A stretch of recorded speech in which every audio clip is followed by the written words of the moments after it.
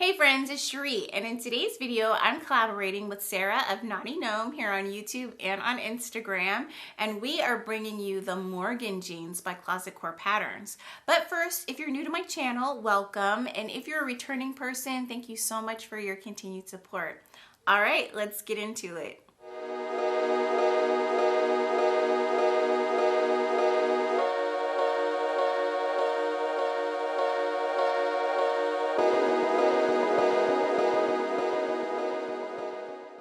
I am so excited to be bringing you the Morgan jeans by Closet Core Patterns today.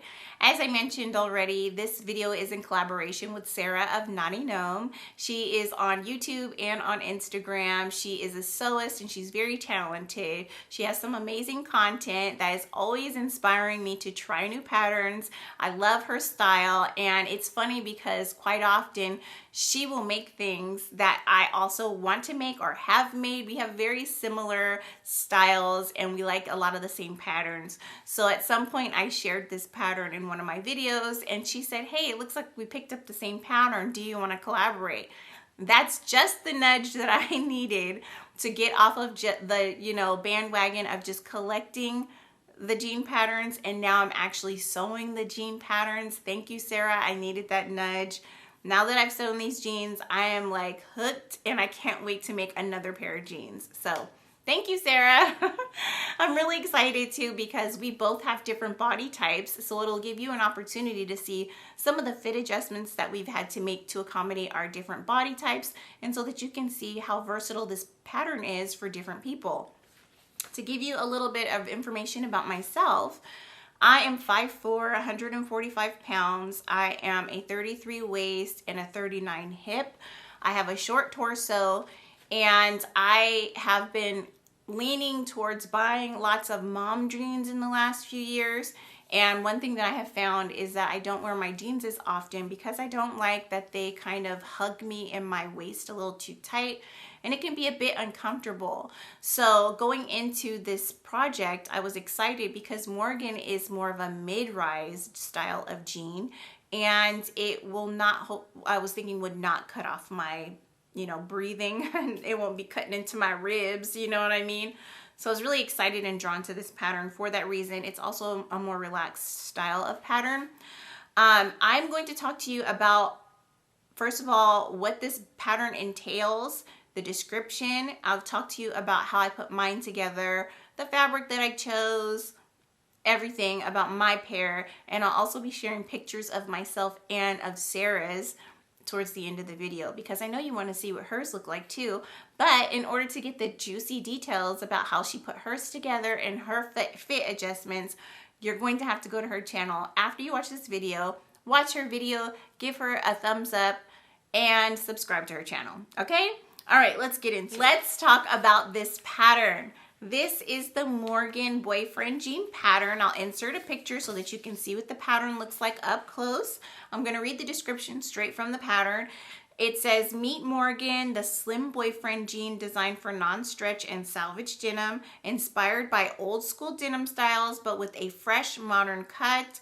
Morgan jeans are engineered to flatter. Featuring a mid-rise traditional 5-pocket construction, contoured waistband, tapered leg, and button fly, Morgan fits snugly through the hips, but relaxed and conforms to your curves with a little wear. Size up for a slouchier, more casual fit. Choose between irregular or a cropped inseam and add optional leather waistband patch. So that is the description for this particular pattern. For a lot of it, when it comes to my body type, I would agree. There are some things that I'm going to have to tweak and figure out in order to make it 100% fit this description for my body. All right, so for this particular pattern, not only do you need a non-stretch denim, but you're also going to need some pocket lining, and they recommend just basic cotton lining, and I used something that was left over in my stash. I chose to use a cotton voile fabric that I had left over from a dress I made. You also need some jean buttons, and so for sizes 0 to 14 you need 4 jean buttons. For sizes 16 to 18 you need 5, and size 20 you need 6 buttons. So you're obviously going to need some denim thread. You're going to need regular thread for your bobbin, And if you are going to be adding rivets like I did, then you're going to need some rivets, but I'm going to share with you the rivets that I use and do not like, okay, so that you don't make the same mistake that I made. Okay, let's talk about the sizes for the Morgan jeans. The finished garment measurements are, and this is a size, it goes from a size 0 to a size 20. For a 0, the waist is a 28 inch, the hip is a 34 inch, the rise is an 8 inch, the thighs is a 20.5 inch, and the calf is a 12.75 inch. The largest size is a size 20, and the size is, for the waist is a 43 inch, hip 49, rise 10.75, and thigh 29.75, calf 18.75. Hopefully that's helpful for you. Now, I did something that I now regret, and I chose my size based off of my measurements, pre-finished garment measurements. So I looked at the measurement chart instead of the finished garment measurement chart. I wish I had just gone straight to the finished garment measurement, and it would have saved me a little bit of grief. I chose a size 14 based off of the size chart because it said that the waist was a 33, which is my exact waist measurement, and the hip is a size 42, which I knew was going to be too big, so I was already anticipating having to alter the legs to fit my skinny legs. But once I sewed my garment and realized how big it was on me, I realized that I should have looked at the finished garment measurements to see where I would fall, because I should have made probably a size 10 instead of a size 14. The size 10 is a 33.5 waist, a 39.5 hip, and those are my exact measurements. So because I like to make my jeans and wear them, and they do get loose over time after bending and squatting and moving, I know that a 10 probably would have fit me a little bit more appropriately. So that is just a tip from my experience and what I went through making my jeans. I'm sharing so that you don't have to make the same mistake as me. All right. This particular pattern is an intermediate pattern. You do have to have basic knowledge of sewing. You can't sew this just out the gate. It's going to take a lot of patience. You need to know how to use your sewing machine well. You need to know how to use the buttonhole feature. You need to know how to install jean buttons and how to use the jean kits to apply those buttons. If you are going to add rivets, it's not terribly difficult to do, but you do need a rivet tool and the rivets, okay? So that's an additional expense and tool that would be necessary to add those features to these jeans.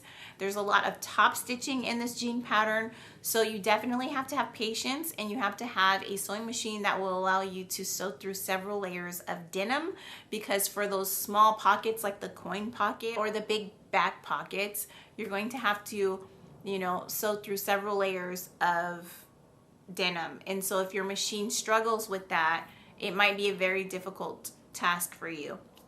As well as with the sewing the waistband of the denim, going through the layers, including the interfacing, might be a struggle. So make sure that you have a sewing machine. Do a little test on your sewing machine by folding over a piece of denim, I would say at least 3 times, and or run it through your machine to make sure that your machine can handle sewing denim. I'm bringing this up because I actually used 2 sewing machines in order to sew my jeans, and it's because I typically sew on my Singer Heavy Duty 4432, I believe is the number. And that's my favorite machine, okay?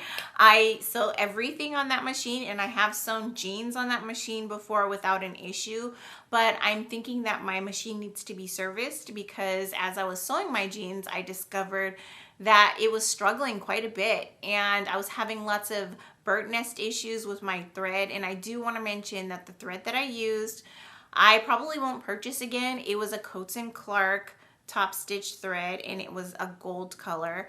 And I found that I had so much bird nesting, and the top thread kept pulling through to the back, which is not an issue that I have had with using top stitch thread before in the past. Another issue I had with that particular thread is that it kept trying to fray and separate. So this is the Coats & Clark thread that I used, and it's going to be hard to see, but I'm going to come up close. My actual thread is very fuzzy, and it kept on separating and untwisting. So if you look closely at top stitch thread, it looks like a twisted braid, and the twists basically kept coming apart, and it was pulling through to the back side, bird nesting, and then the thread would split. So at first I thought it was just the sewing machine, but it turned out when I put this in a different sewing machine, the thread was still knotty. I just didn't have as much bird nesting issues as I did with my Singer heavy duty sewing machine. So I always gravitate towards using that machine because it's my original sewing machine, the first sewing machine that I ever got, the one that I learned to sew on, that I'm extremely confident with using. But I did last year for my birthday upgrade, and I purchased the Brothers CS700X, and that's the machine you see behind me here. I got it because I really wanted a computerized sewing machine that had lots of different buttonhole options, because my Singer heavy duty only has one buttonhole option. And I just felt so limiting, and I wanted to get fancy with my jeans and my pants. But then I used that machine one time, got majorly stumped on something, and thought, I don't have time to figure this out right now. So I put the case top back on to the sewing machine, pushed it in a corner, and didn't use it again. Guys, it's been almost a year. I just had my birthday again, and I hadn't been using the sewing machine. So I pull it out because these jeans got to get done, okay? So I pull it out and I start sewing on it, and it was like the clouds opened up and angels started singing. I kid you not, like this machine did such a great job of sewing my jeans without any issues. But I will tell you that, I will show you on my jeans where my Singer heavy duty actually did not do the best top stitching that I had hoped that it would do. And by the time I got the confidence to switch the top stitch thread to the new sewing machine, I had already did so much top stitching. So I do have that as a regret, because using that Singer machine when it was having struggles meant that my top stitching isn't absolutely perfect. I think it's good for my first attempt. But please, please, please, please, please, friends, before you get to sewing your project, test out your sewing machine by folding out that denim over a few times and running it through your machine to make sure that there's no issues, because you don't want to have weird wiggly lines when you're doing top stitching. You want it to be smooth and nice. Another thing that I found that helped me with my top stitching is increasing the stitch length.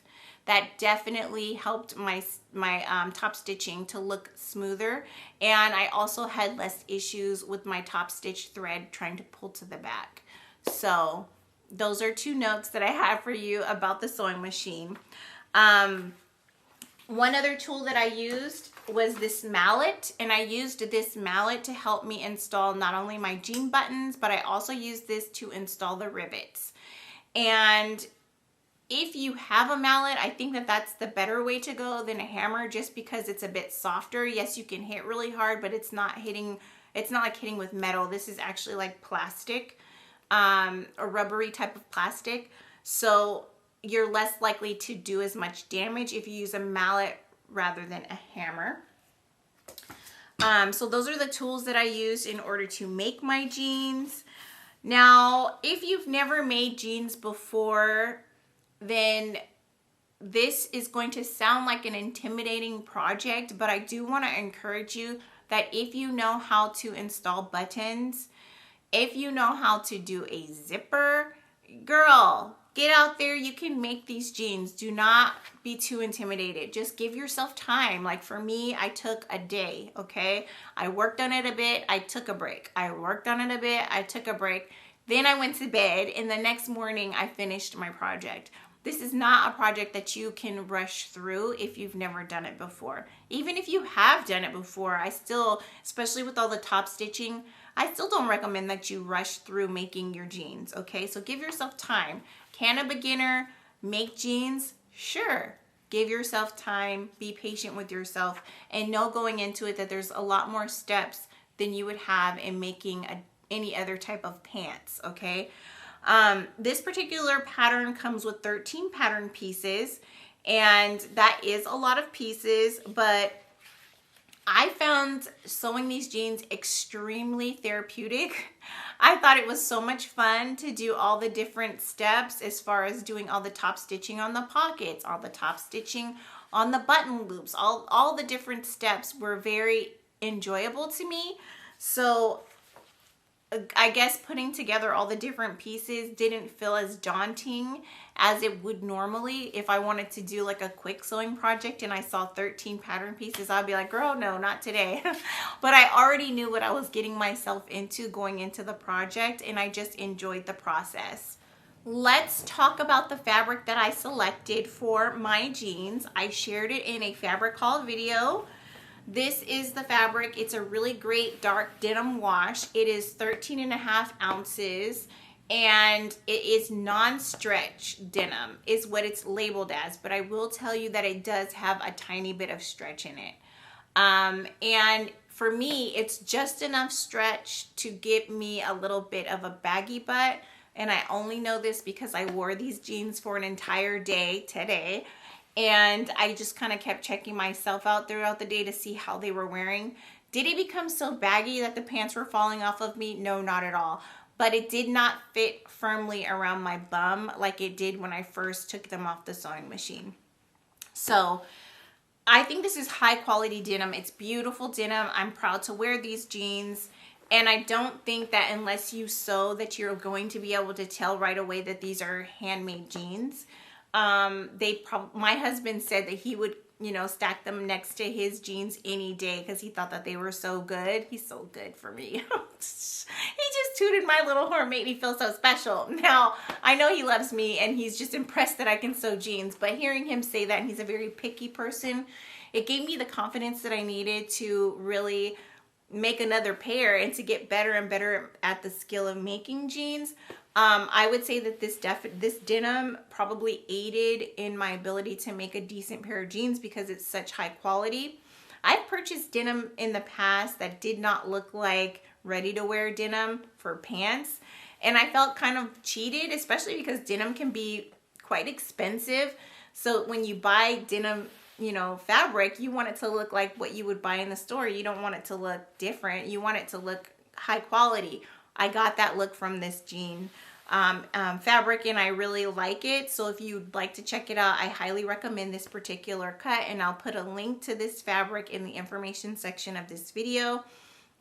Now, if you're a person that does not want a tiny bit of stretch, they do have other cuts of denim that are a different color, slightly very similar to this color, but that have zero stretch. So check those out as well. I do think that these jeans are very comfortable because of the fabric that I chose. Let's look closely at my jeans and talk about the things that I liked, things that I struggled with. These are my jeans, and I'll obviously be inserting lots of pictures. You can see that there is some wear wrinkles on them because, like I mentioned before, I wore these all day today. And I do want to try to point out, okay, for instance, when I was talking about the top stitching issues I was having with my Singer sewing machine and the lines not being perfectly straight, this is what I mean. If you look up close, you can see that my top stitch lines are a bit wavy. And I will tell you that for my first pocket, which was this pocket, I absolutely unpicked this and restitched it to try to get it to be more of a straight line. And it just wouldn't happen. It wouldn't work. So I had to ditch the other machine in order to finish the top stitching for other areas on my jeans. But you can see how wavy that is. And that is the issue that I was trying to explain to you about my sewing machine and why it's so important to test out your machine with thicknesses of denim. Overall, though, I think I did a really good job on these jeans. Let me show you the pockets. So if you watched my most recent September, October Sewing Makes video, you saw a dress made out of this, the Elodie wrap dress. And this is just some remnant fabric. So that's what I used for the pockets. It's the perfect weight, and that's a cotton voile. These are button fly jeans, as I mentioned before. So let me show you what the button flies look like. I'm gonna unbutton it for you. My buttons I purchased on Amazon. I can insert a link for those as well. Really gorgeous buttons. And then the buttonhole flap is here, sandwiched right here. So all of that went together really well, but I do want to point out an issue that I had after I made the jeans. There is a step in the instructions where it tells you, and let me pull it up so that I can word it accurately. So let me show you the button fly area of the jeans. This is what it looks like. So on one side you have the buttonholes, which is sandwiched here. And then on the other side you have your buttons. And when it's buttoned, obviously you can't see the button fly. I'm gonna point out something to you that I realized after I made the jeans and was wearing them, and then went back and read the instructions and realized I totally skipped that part, assuming that I knew what I was doing, okay? I wanna tell you, when you're sewing a new pattern and it's a pattern type that you've never sewn before, please read all the instructions. Now, in my earlier days, I would read a pattern back and forth more than once before I actually sewed the pattern. I've gotten lazy, friends. I'm not gonna lie to you. If I assume that I know how to do a step, sometimes I'll skip it. One thing that I missed was, and I'm gonna first tell you what I did because it's what I always do. I actually take the buttonholes, right? I line them on top of the flap underneath, and then I take a marking tool, and in the center of the buttonhole I make a dot to the other side for each one, and then that lets me know. I do this with my shirts, with everything. Put a little dot, and that's how I know that the button will be perfectly centered in the middle of my buttonhole once I attach the button. That's how I always do it for every project. Friends, jeans are different. Jeans are different. In the instructions, it says that you need to mark the location of the buttons through the button fly placket. They should sit 1/4 inch from the top stitched seam rather than centered in the shield, okay? So on the shield. So basically I should have been lining it up with the top stitching thread instead of going directly into the center of the buttonhole. And the reason why you want to do that is because when I'm wearing my jeans now, since I've centered all of these buttons, there is a gap, and you'll see it in the pictures. So my jeans fit like this, and you can see this, because I put my buttons square in the middle of the buttonholes. What I should have done is move the buttonhole over so that it would pull tighter and completely cover it like this. I hope what I'm saying makes perfect sense to you. I've learned my lesson. I will be making another pair of these jeans, and I will absolutely follow that instruction. But basically, I just need to move the buttons over 1/4 of an inch so that the gap here is completely covered, because right now it's like this when I wear it, and you'll be able to see that in the pictures. So here's a note to you. Please, please, please, please, please read those instructions, okay? Even if you think you know how to do something, because another thing too is every pattern designer does things a little differently, and they might have a cool tip or trick that you've never tried before that will make your life so much easier if you follow the instructions. I'm turning my pants inside out so that you can see the pockets. This is what the pockets look like on the inside. I think they look gorgeous. I want to show you what it looks like, that thread being pulled to the wrong side, that top stitching thread. This is kind of what I'm talking about, if you can see that. There are areas on the jeans where you can see that the top stitching thread got pulled through, okay? So that was another thing that I learned from the construction of this jeans, is to really pay attention to those instructions, because you're gonna get some tips and tricks that you didn't think of, or you're gonna avoid making mistakes that I just made. Because my jeans came out relatively nice, but that was a huge mistake that I could have avoided if I had read the fine details, okay? So there's that. I really do like the way they look, and although this is my first time doing top stitching, I think I did a pretty good job. Let me point out something else that's a bit wonky or funny about my jeans, is that if you can look at it here, my back pockets are not perfectly aligned to that center back seam. As you can see, this pocket is further over this way than this way. So when I'm wearing them, they kind of look crooked on my butt, and you'll see that in the picture as well. So that is something to note. Make sure that before you put your pockets down with thread, that you go ahead and make sure that they line up perfectly. One thing that I saw someone else do that I think is totally genius to prevent issues with back pockets not being lined up is they took some of that special sewing tape. I'll put the name of it on the screen here, and they put it on the back of the pockets so that they can tape the pockets into place, and then the tape washes away. And that would have prevented me from not having my pockets perfectly lining up if I had done that. Is it a big deal to me?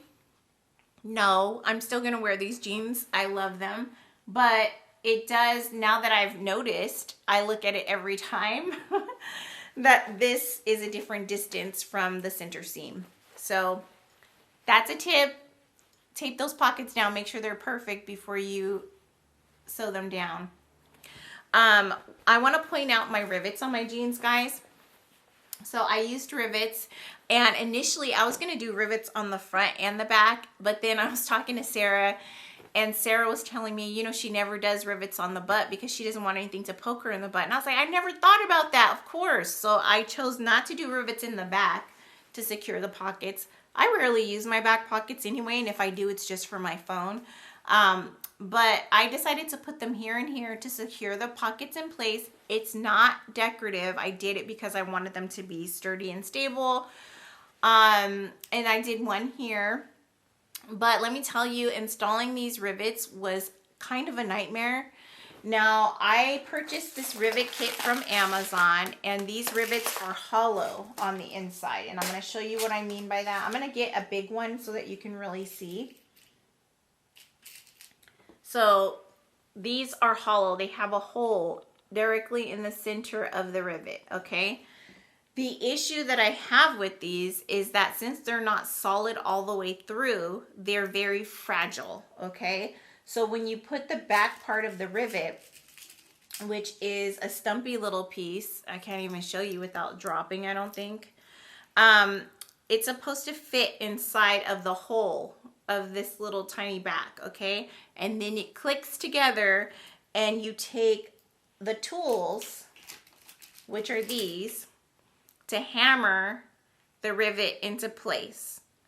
The issue that I had is that since these are hollow, it completely collapsed and they would bend sideways.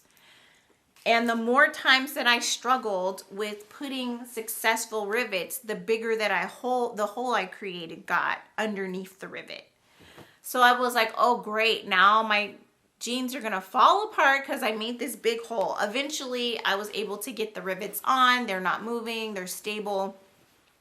But all of this would have been avoided if I had purchased the more expensive rivets that come in a small pack versus the kit that I purchased, because the kit has these hollow, and I thought it was a great deal because it had all these different colors of rivets, and I thought, oh, I can make all the jeans with all the different colored rivets, but these are very delicate and they bend very easily. So they do have rivets that don't have the hollow center, that are actually just solid all the way through, and they still hammer down just like they're supposed to, and they won't bend in half or shift and break. I went through like 6 rivets trying to get these rivets on. So honestly, like in the beginning, when I was first thinking about adding rivets, I was going to add rivets here and here. I was gonna make sure that I had rivets on the back pockets as well. You know, like I was gonna go rivet crazy, okay? But no, it was too much work, too frustrating. And so for that reason, I don't love this kit. I am going to continue to use it though. I think I'm just going to practice a bit to make sure that I get the right amount of pressure when I'm hammering.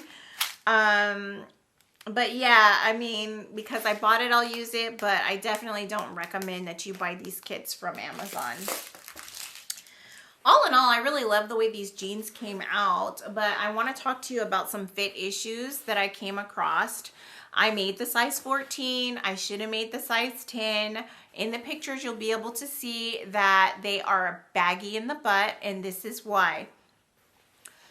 When you construct your jeans, the inside seam and the crotch seam is top stitched, and this all happens before you ever sew the outer seam of the pants.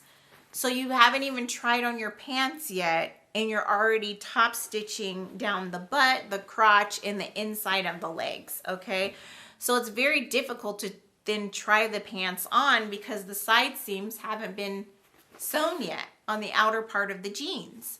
So I was making them and praying that they would fit, okay? Rather than doing a traditional muslin. These are my muslin. I'm gonna wear them, but these are my muslin for another pair that I plan to make in the future.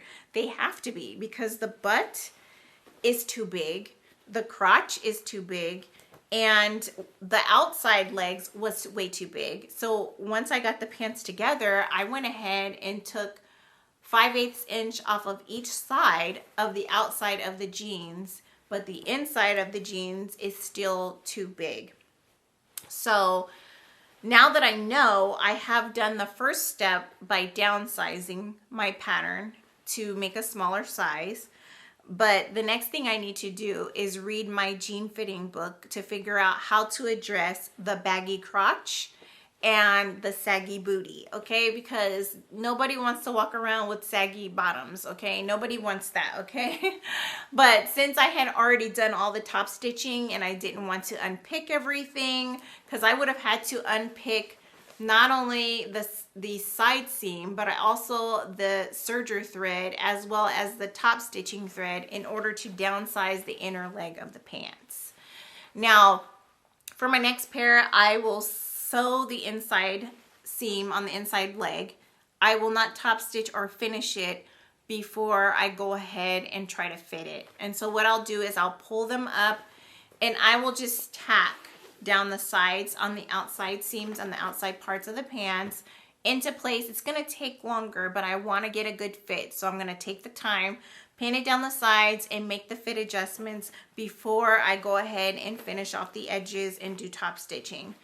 Hopefully that makes sense to you. It is a lot of work, but making your own jeans is a lot of work. It's not that it's super hard, it just takes some time if you wanna make a good pair.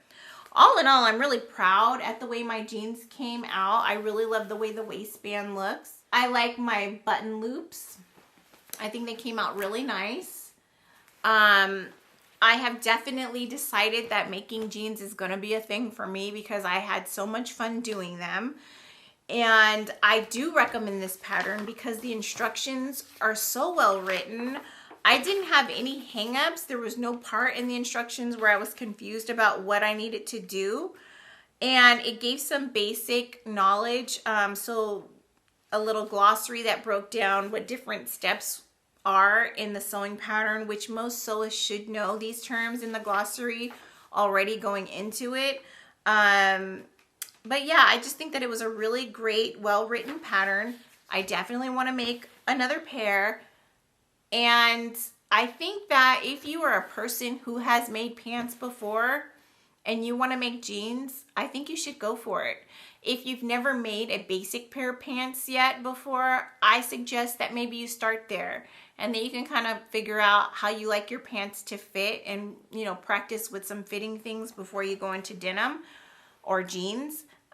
You don't have to do that. Like, I'm definitely one of those people that as a new sewist, I just made what I wanted. I didn't limit myself to only beginner patterns. But I do want to say that this is a more involved sewing project.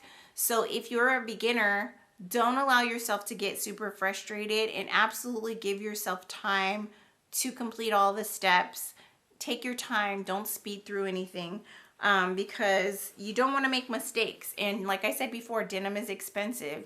You absolutely can buy thrifted fabric or thrifted jeans and cut them apart and make new that way, whatever floats your boat, and that can be more financially feasible. But I would say if you're going to invest the time and the money into jeans, really take the time.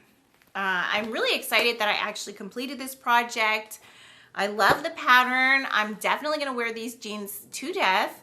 I'm hoping that when I wash them that they shrink up a bit, especially in the butt, because as I mentioned, after making my adjustments, they still are a bit too big, and I feel more comfortable wearing a belt with them. However, they will not fall down if I'm not wearing a belt. Let's talk about these pictures. Now, in the pictures, you will be able to see that I have styled them with and without a belt. I have two different types of belts that I'll be trying it out in this video so that you can see how nicely sized the belt loops are and that they definitely fit a regular sized belt. And I have paired it with a yummy bodysuit, and I love this bodysuit. It has tummy control and it's nice and smooth and warm. And I've also paired it with some chunky gold jewelry and my Ilford jacket in some of the pictures. And I just made that jacket and I love it so much. But I think that all of these autumnal colors look just so great together. I've also paired it with my loafers that I just got for my birthday. They are Steve Madden loafers, and they are available still on their website now if you're interested in getting some loafers. I like the way the colors came together, and I will also be wearing these jeans with sneakers, low top tennis shoes, low profile tennis shoes, I should say, in the future, and they're going to be perfect for work and any other occasion. I also think they would look pretty good with heels, only I think I might cuff them if I wear them with heels. Now, I'll also insert a picture of Sarah's jeans, and I think that her jeans came out so great. They look so good on her body, and she has them to where they fit her really nice and close to the body, and I wish that mine fit more like that. So hopefully in my next pair I will have a more similar look to hers as far as the fit in the bottom and the legs. I think she did an amazing job. I love that even though our fabrics are similar in color, our final versions look different from each other. I think that they equally look great. I'm very proud of both of us for giving this pattern a try. I hope that you enjoyed this breakdown of my experience making the Morgan jeans by Closet Core Patterns. If you did, please do give me a thumbs up and subscribe to my channel. I also want to hear from you in the comments below if you have any recommendations for the fit issues that I have. If you've tried this pattern, did you like it? Did you not like it? Will you try jeans if you haven't tried them before? And also head over to Sarah's channel, watch her video, hear about her alterations in fit, and also give her a thumbs up. Encourage her to continue sewing jeans as well, and also subscribe to her channel. Thank you so much for watching this video. I hope you have a great day, a wonderful week, and I'll be talking to you real soon. Bye.